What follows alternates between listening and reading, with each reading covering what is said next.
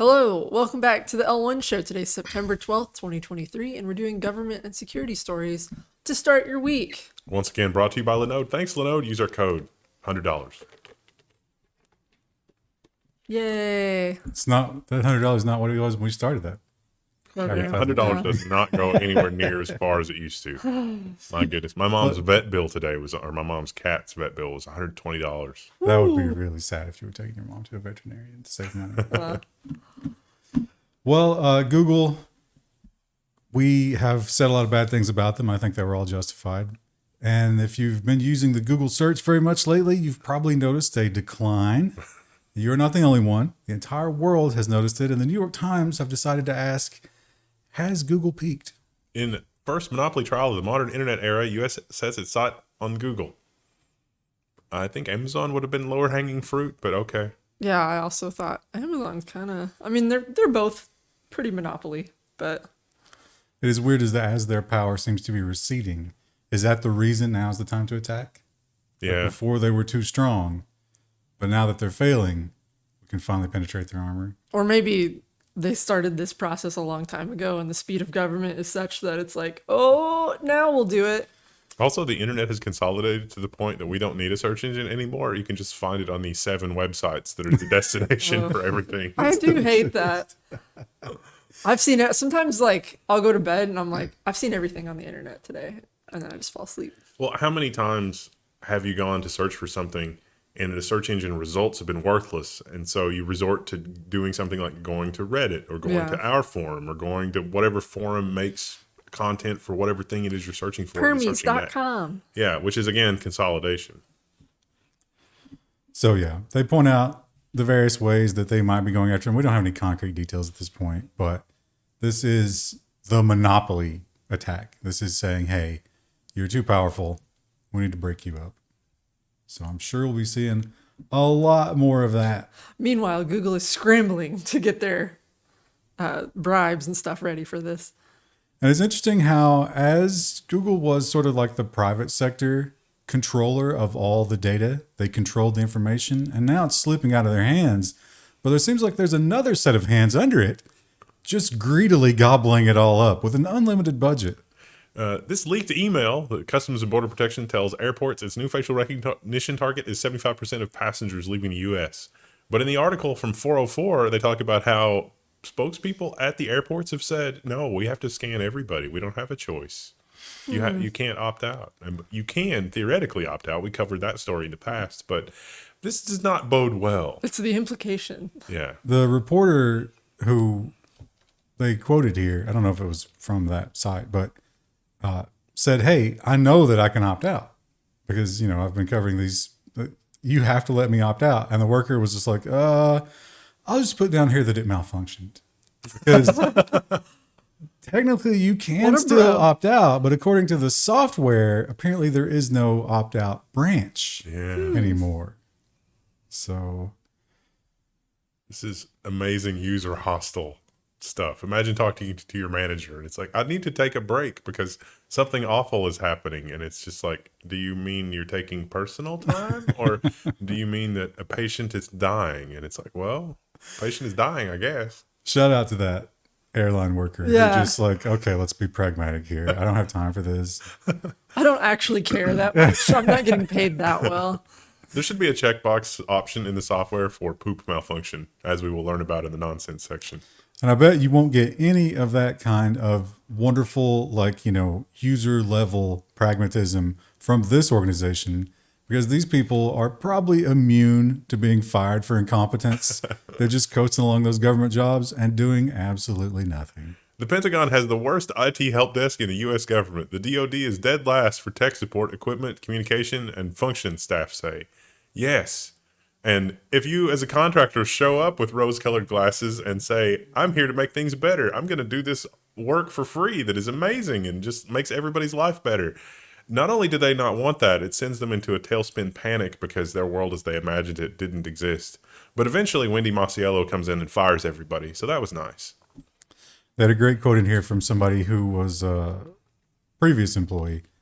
And they said, yeah, it's really, really disheartening to see the budget, because that's a public number, And we all know what an astronomical number it is. And he's like, you see this in the newspaper, and then you go and say, hey, we need new workstations. And they're like, oh, there's no budget for that.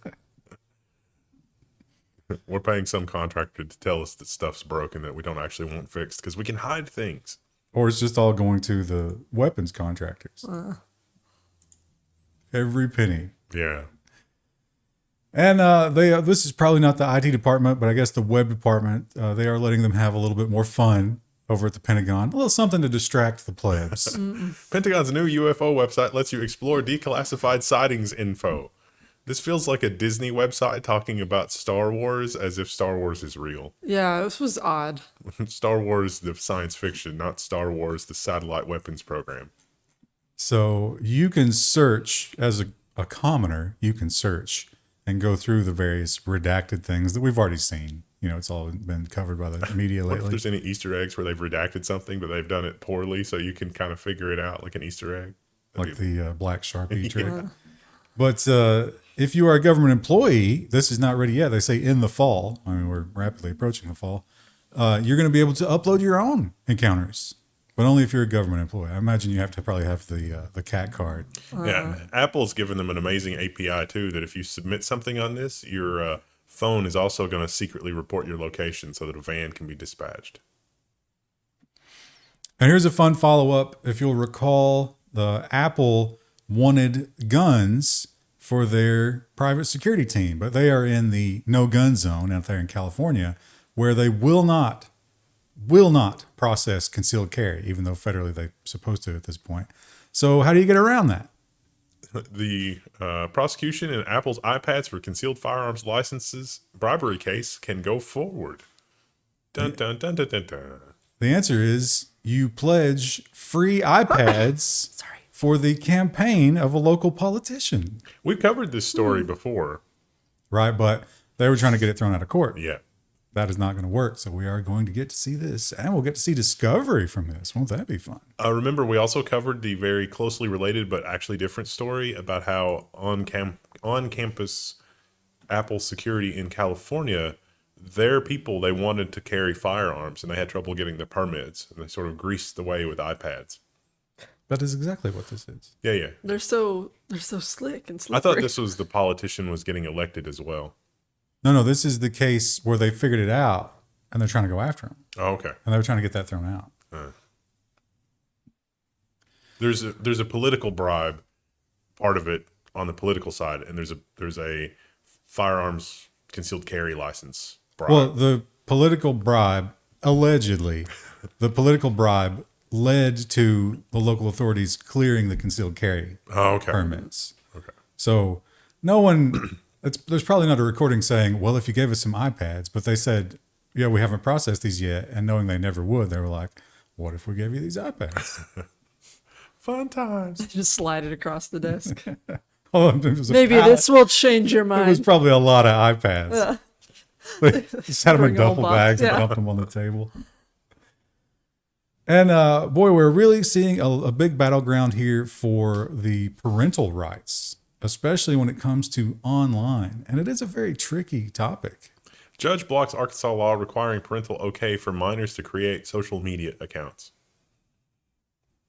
So this is kind of like the P-Hub ones, Yeah. except in this case, total parental control, which kind of has been the rule up until this point, right? I don't understand how we've lost the option to just, as a parent, I don't want any internet in my house. Okay.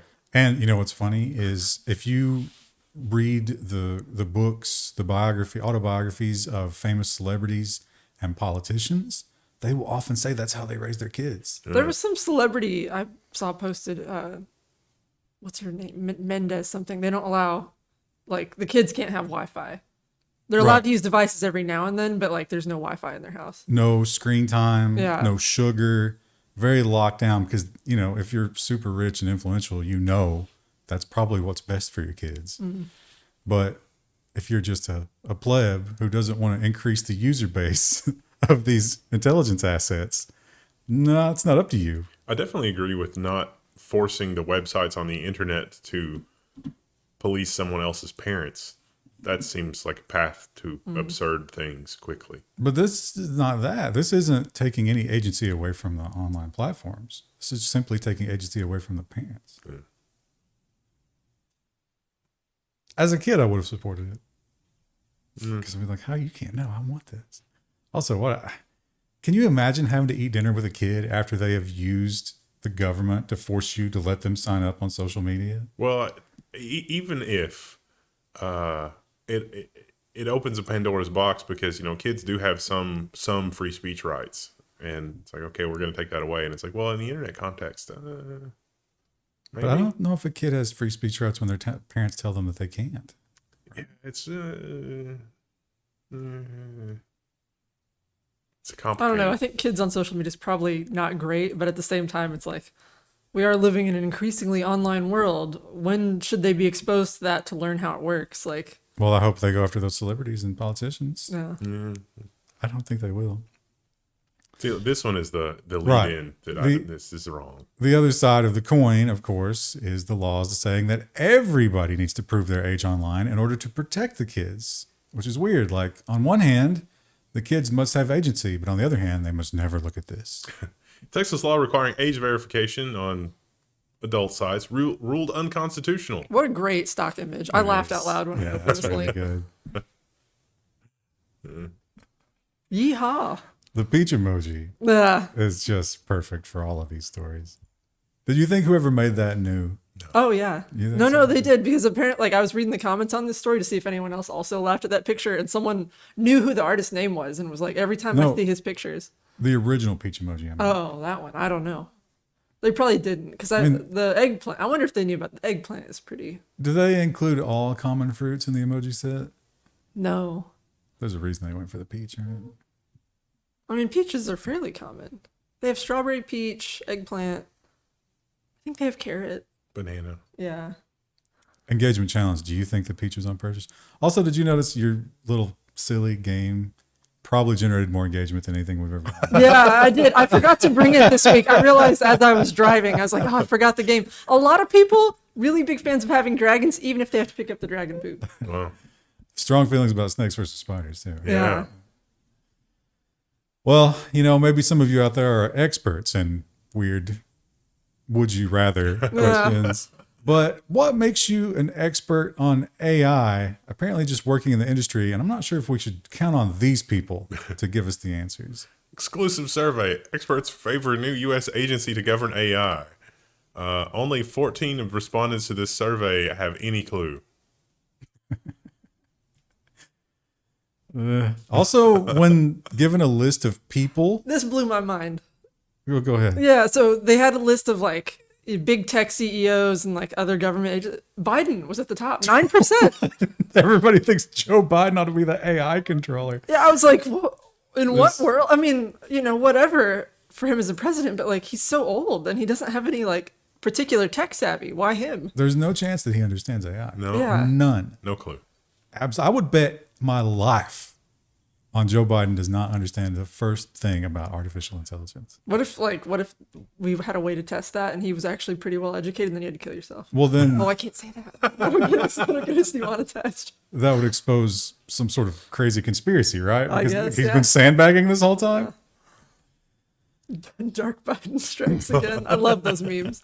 Now, the unconstitutional Texas law might be because once they started looking into the brass tacks of it, as we've talked about so many times, as Australia did, and what was the other country that did it? But when it comes down to like, how do we enforce this? There isn't really a good way to do it. And now the UK, in their own way, is probably discovering the same thing and gingerly stepping back for the same reasons. UK ministers seek to allay WhatsApp and Signal concerns in encryption row. So what the non-British English version of that is, the UK has heard the complaints about WhatsApp and Signal. It's like, hey, we'll have to install a backdoor to the encryption. And they're saying, well, let's pass the law and not worry about that until after the law is passed, which seems disingenuous. But more importantly, like Facebook has done, Signal and WhatsApp were like, well, maybe we just won't be here. We've gotten good at this whole geofencing thing. Maybe we just won't run our services in your country. And they're like, oh, no. Don't overreact. We've done it with news in Canada. We'll do it here too. Oh, foreshadowing, they're going to do it with news in other places as well. Do we have that one here? It might be in social media. Yes, I don't think it was government. But also over there in the UK, they they like these draconian digital services law, and apparently they're not going to stop there. Revealed, the Home Office secretly lobbied for facial recognition spy company. Why? Because if you were to present the Home Office with a hypothetical situation, which is, here's a list of every person in the country, and here is a detailed list of everything that they do every day, the Home Office would say, yes, we need that. And that's what we're slowly building toward. If that's your future, if that's what the will of the people want, let's build it explicitly. Let's not actually backdoor it into whatever the heck these people are doing. So it wasn't just a gentle little like, hey, I think you should do this. This guy threatened to write to your commissioner. In other words, I'm going to go over your head about this. But if you're able to do something about it, then, we could just not do that. Otherwise, we're going to have to go forward with that, which is a pretty overt threat. There are a lot of people in government that really do want that super detailed list of all that stuff, which is, if that's what you're campaigning toward, do it openly. There's something inherently slimy about.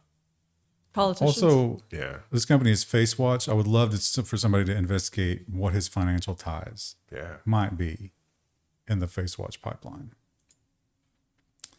Well, they're gunning for it. If you live over there, you might want to make noise about that, although you might just make yourself a target.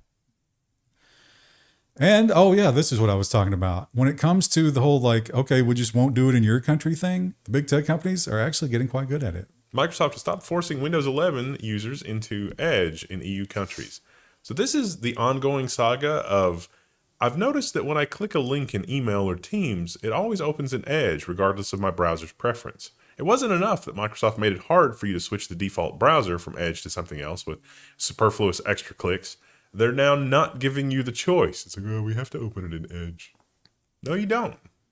And they've introduced laws against that type of thing, and not to risk going against those laws, they're like, yeah, we'll change that, but only where we have to. Yeah, meanwhile in America, we continue to suffer. I haven't experienced where it opens things in Edge yet, but I'm sure I will. Yeah, it comes in an update. Are you on Windows 11 yet? Maybe not. Not for my home PC. It's definitely affecting me. It drives me crazy because you click on something. It's like, wait a minute, why am I not logged in here? Oh. Yeah. I'm in Edge. Pretty soon Edge is going to steal your cookies too. And then it's like, I've got all your session cookies too. And it's like, this seems like I've doubled the security surface area, not improved it. and then you'll have all that milk and no cookies. Well, if you're a fighter in the green versus blue texting war, then you might think that your team is powerful and the best, especially if you're on Team Green. They seem to really put a lot of stock into that. But Apple says that's not the case. Well, they're just a small, tiny group of explorers with no power at all. Apple arguing that iMessage isn't big enough to be an EU gatekeeper service. And this was Exhibit A in the eventual Apple is banned from the EU trial. This level of dishonesty is astonishing. So to be a gatekeeper service, you have to meet a number of requirements. Financially, they obviously meet it. But there's also some stuff about users and stuff like that. And so they're kind of trying to twist the numbers. 45 million monthly active users. Apple definitely has that, but do they have that in that country, I think is their argument. That is, yeah. But text messages are not limited to your own country. Yeah, it's baffling.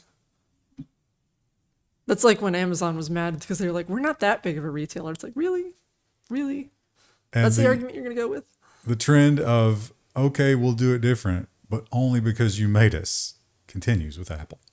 New iPhone, new charger. Apple bends to the EU rules. I love how in Apple's official messaging, it's like, I don't know, this is going to make a lot of waste. No, USB, it'll even use the same charger. The chargers that Apple already has literally are normal USB. But then you can't sell a new one. Apple, oh my gosh. Yeah, so Apple's moving to USB-C in at least some places. But again, Apple's going to lie about it. They're going to be like, look, we're doing this amazing thing. Not because we're forced to, but because we think it's amazing. The level of psychological manipulation there is just off-putting. And it works. Yeah. That's the saddest thing, right? You look around and you're like, my God, it's working. what's working on me that I'm not aware Yeah, I of? was just thinking that. That's the dark place that I go to often. And Paris has decided to take a big step in cleaning up the sidewalks. However, this is only for the big corporations, oddly enough. They will let you as a person still have this freedom. That's a wild thing that we've never considered in this country. Paris becomes the first European capital to ban rented electric scooters. It's because people keep throwing them in the canal, and they're, it's like, I'm going to use this, and then I'm just going to toss it in the canal, as you do. Disposable scooters. You think when anthropologists look back on our time period, they're like, they just threw things away. Like, they were done with it. They'd throw it in the canal. I want to know who's bankrolling all this, because, I could do some amazing things with that money as opposed to canal scooters. But it doesn't actually take that long, because if you recall, the Depression spawned the hoarding generation. And look how short a time it took. I do find myself holding on to certain things for longer than I normally would, because I'm like, well, I might need this for something. I would say by the 60s, we were over that, right? Yeah. There was also the blip right before the Great Depression. Like, the Great Depression almost happened, and the billionaires were actually able to stave it off for a couple of years. And they were, they made an amazing amount of money themselves, and then everything crashed. And I can't help, we had that one article about the Waltons and how much money they made. And it's like, is this the thing again? And if you look at that income disparity chart, yeah, I mean, we're definitely on a sharp leg up. That happened right before the Black Days, but they historically now it's all lumped together. But on a year long scale, it's like, look, it didn't crash, and then it really crashed. Now we've seen a lot of surveillance. We get more and more surveillance in the hands of the government, even local municipalities and stuff like that. People push back against that, especially these latest traffic cameras in London. So maybe the way to do that is to not describe them as surveillance cameras for people, but for some other crisis that we're facing. Greece is working with Israel on AI technology to quickly detect wildfires. I couldn't find anything to be worried about in this article. Even outside of like the whole surveillance aspect, all I could think was like, is this just a way for them to funnel money into something so it looks like they're doing something instead of like actually trying to prevent wildfires? I mean, if you needed a mobile airborne platform with some amazing cameras and a lot of AI horsepower on it that you could use for whatever, this would be a good platform to use for that. Well, that's not an improvement. That's worse. We could put this into forestry management and like encouraging people to, build more robust structures. It's like, no, let's funnel all this money into my AI startup. That's kind of where I thought it was going. Well, if you got an AI startup, you might want to move to China because China is, they're hitting some rough economic times, and they went from king of the chips to now being the black sheep of the chips, and they have to do something about that. China's going to launch a $40 billion state fund to boost the chip industry that they have there.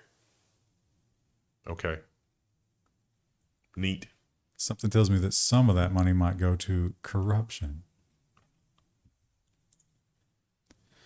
And China also kind of shot themselves in the foot with this little PR campaign, because have you seen all the videos of people getting Geiger counters and just recording things in their home and finding out that the construction materials at the construction sites are worse than this water, sometimes like 10 times worse?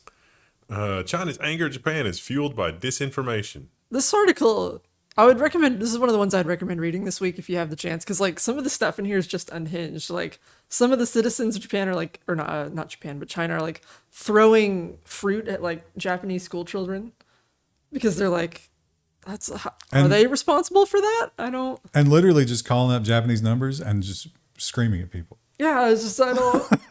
Do you think the random citizen was the one responsible for Fukushima? Or had any choice in the matter? Yeah. That's bizarre. But the statistically, the Chinese people are buying into this. They're not buying seafood. Yeah, they're also not buying like cosmetics made in Japan, like literally all kinds of stuff, apparently. It's just people aren't buying it. It's weird. Or iPhones, as we'll learn in the business section. But over in India, they're saying like, oh, you don't trust China? Welcome. Welcome to us. You want some cheap labor? Yeah, we got our boots on their neck just as much. We're just as good.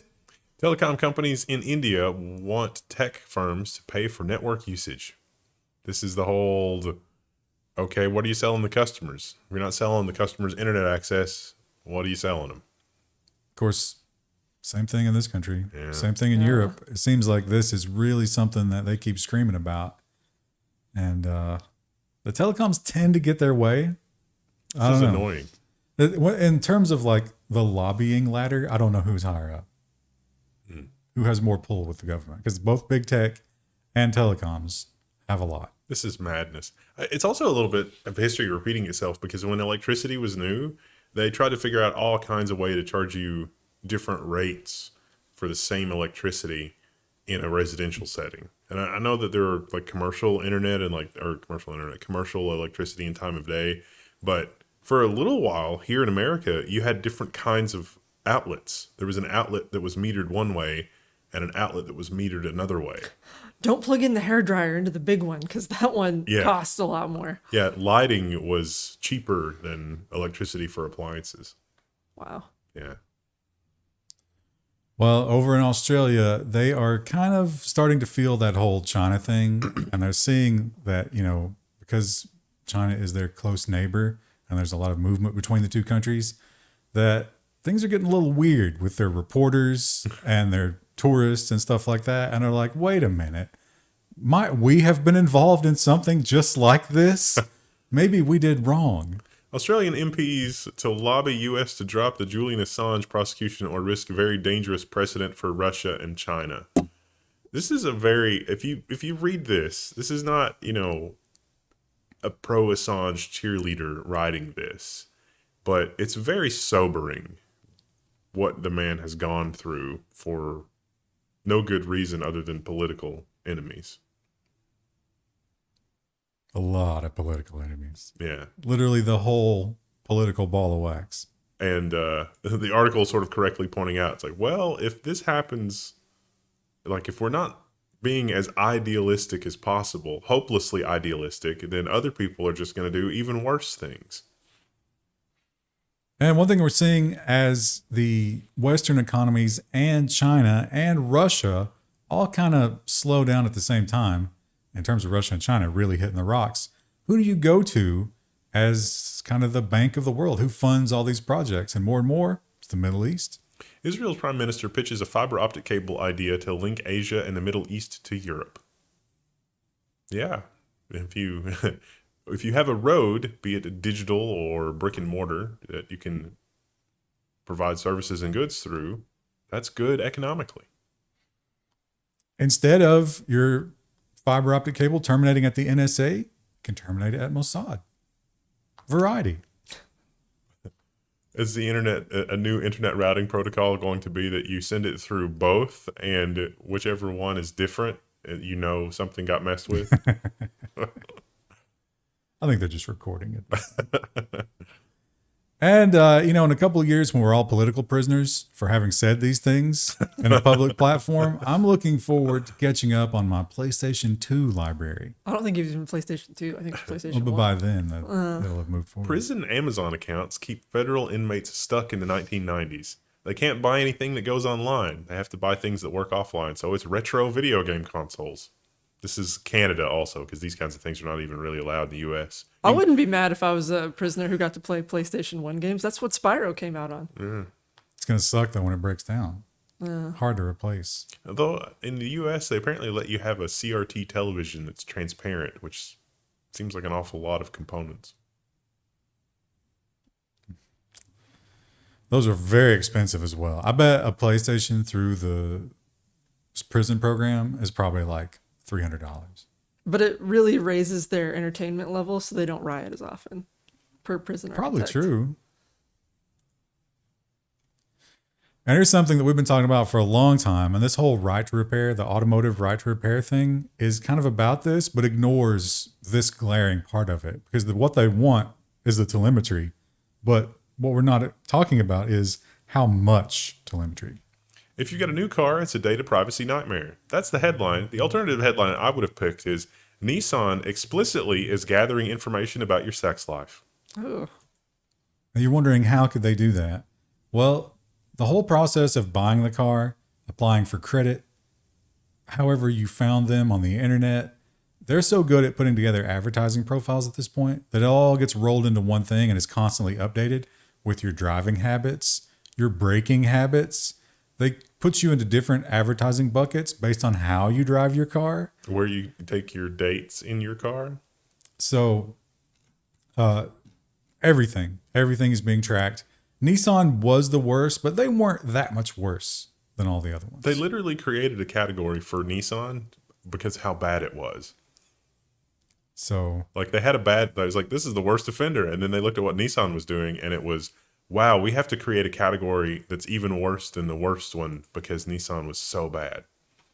And they literally say in the user service agreement, it's like, we're going to be tracking your sex life. You know, it's like, you're going to have sex in the car? Well, it's going to be logged. And we're going to sell the data. Yeah. So everybody's swapping just like all the other advertising data. How do you get around this? Well, drive an old car, basically. There's really no good way on a newer car. Is there a way to buy a car and not agree? No. No. And you could probably pull the antenna, but then you're going to lose a lot of functionality of your new car. Yeah. That you probably paid handsomely for in these economic times. That's the real monopoly here. Like we're distracted with the whole, oh my gosh, this is a monopoly. But the fact that you have to agree to these things when you're trying to just buy a product, it's, you know, you agree that you will only buy Kraft macaroni and cheese when you buy the Kraft brand blender. That's where we are. Somebody pointed out that Starfield Terms of Service doesn't have a decline button. Yeah. It's like, You accept or else. just Alt F4, loser. And China is playing some of the games that we played with them, and they're claiming that because of security, they got to ban our products. Apple shares fall after reports that China banned iPhone use by government employees. This was confirmed in a couple of other places. So, yeah, begun the economic wars have. And the Foxconn CEO was weeping into his liquor bottle because that's not good news for him. That's the second bit of not good news in the last 12 months for him. The first being that India and the Philippines are at least 50% of the way toward being able to produce iPhones competently. And if you are, maybe you're not like us. Maybe you love surveillance. Maybe you're like that guy from the UK and you just can't get enough of it. Well, good news, because now it's not just cameras and cars and everything else tracking you. We're literally going to attach it to your person. U.S. spy agency dreams of surveillance underwear it's calling smart ePANTS. $22 million of taxpayer money spent on underwear that records audio, video, and location data. Video. It's And going to be this- awful dark. And they said they're going to be washable too. Neat. X doubt. Why would you possibly need this other than a surveillance nightmare? Well, they claim when you go to a situation, if you're like an emergency worker or you're an engineer or something, this will free up your hands from carrying the camera and the microphone. Like, what about a body cam? Those exist. They're going to hand these out to like the Red Cross and the humanitarian aid workers then, right? So, I mean, I could go for a false molar where it's like, you know, you bite down on your molar and it will summon help. You'll get an evacuation helicopter. That's going to happen, right? For some reason, I thought you were going to say summon hell, and I was like, But then you're going to accidentally bite down on it, like when you're asleep, grinding your teeth. grind And your it's teeth, like, yeah. oh, so here's your $20,000 bill. Yeah. Ugh. We sent the helicopter. Well, I mean, I'm saying that I don't think they're going to give this technology to anybody that is a humanitarian or an aid worker or anything like that. It's going to be assets. Well, they might, again, without their knowledge. Well, that's true. Here's your uniform. Yeah. Oh, no. Oh, you want to enter this facility? You have to swap your clothes out because it's a clean room. In 20 years, do you think we'll be reading declassified reports about how we managed to get a spy molar implanted in like one of Putin's crowns or something? 20 years, it'll be like 10. You'll be reading classified reports, and so will your T-shirt. And LastPass, well, they had a little embarrassment, but they said, you know what? Yeah, we got hacked, but don't worry. Everything's okay. But is it? This is a follow-up story, and you're not mishearing it. Experts fear that crooks are cracking the keys that were stolen in the LastPass password breach. This is another level 1 prediction coming true. So it turns out there's a lot of these crypto thefts. They can't quite figure out how these people got in because they seem to have everything they need to steal the crypto. What was the one unifying aspect of all these accounts? LastPass users.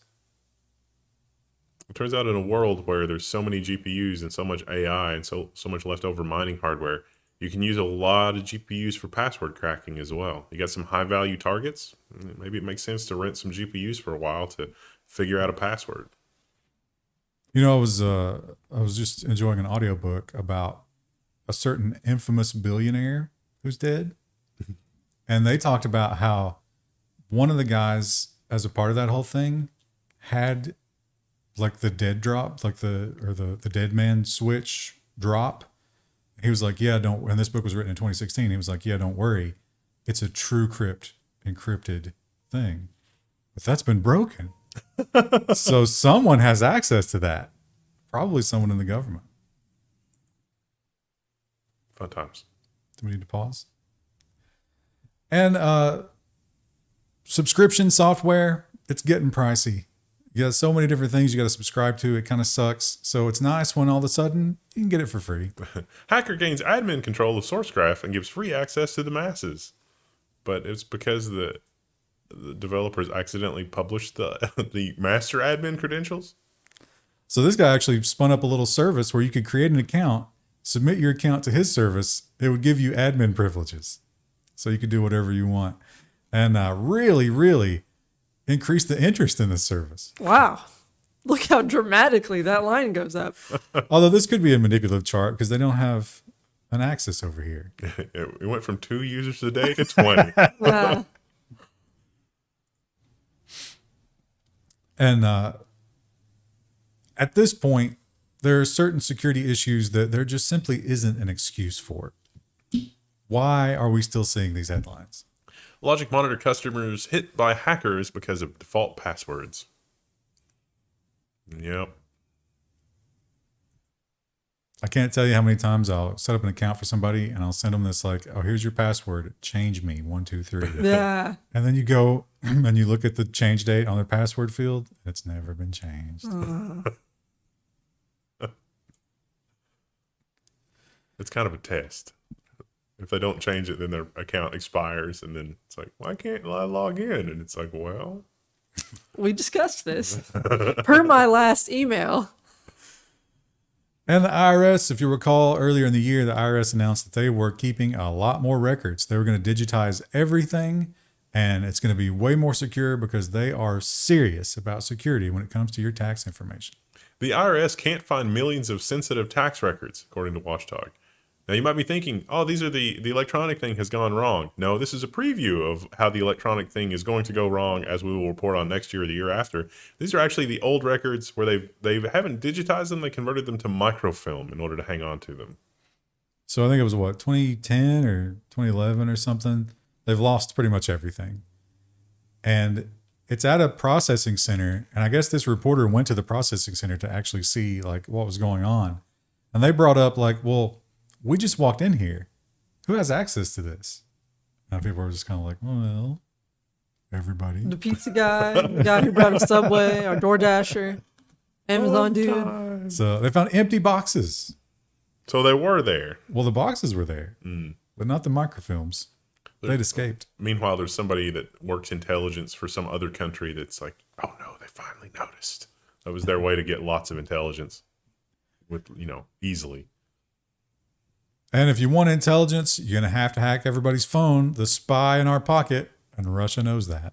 Russia targets Ukraine with new Android backdoor, intelligence agencies say. They call it the infamous Chisel, which is a great name for Android malware. Meanwhile, Google's not paying attention to this because they're trying to figure out how to make copy-paste work reliably. So they found it on the phones, and it exfiltrates a fair amount of stuff. Also installs the old Drop Bear SSH, so they can get in there and update it if they want to.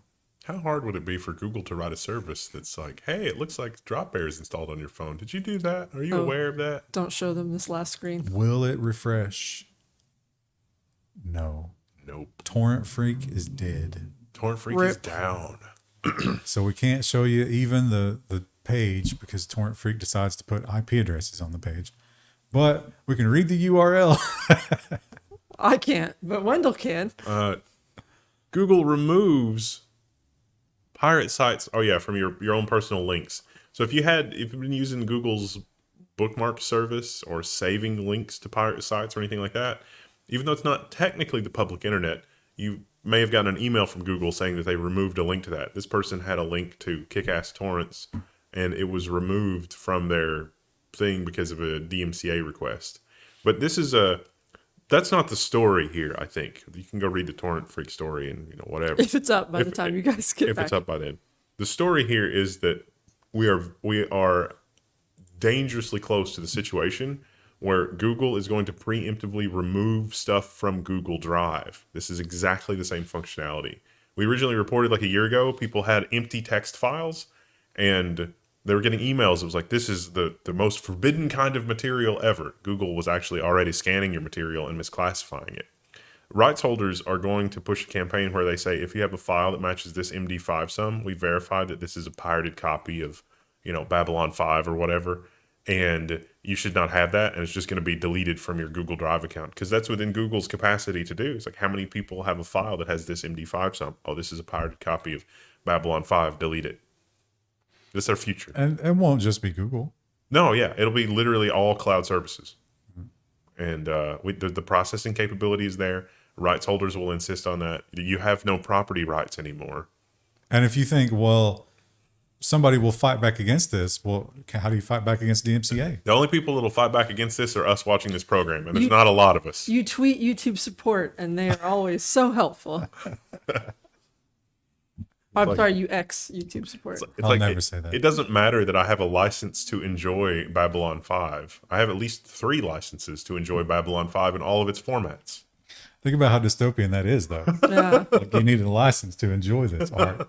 Sir, you need a license to enjoy this art. How do can we use the blockchain for me to issue you a friends and family license for Babylon 5? It's like, we are going to enjoy Babylon 5 together. The terms of service clearly indicate that's just for you. That's account sharing. If someone looks through your window while you're watching it, we will kill them on site. Yeah, and I love the superposition of like old media. It's like you buy an old music CD, and it has the open license. Books used to have that too in the first sale doctrine at the turn of the 20th century, 100 years ago. Book publishers tried to say, "Oh, you don't really own the book. We're licensing the book to you." Exactly the same shenanigans we're putting up with today, with a different outcome, because we have the memory of a goldfish. Well, because our lawmakers are paid to have the memory of the goldfish.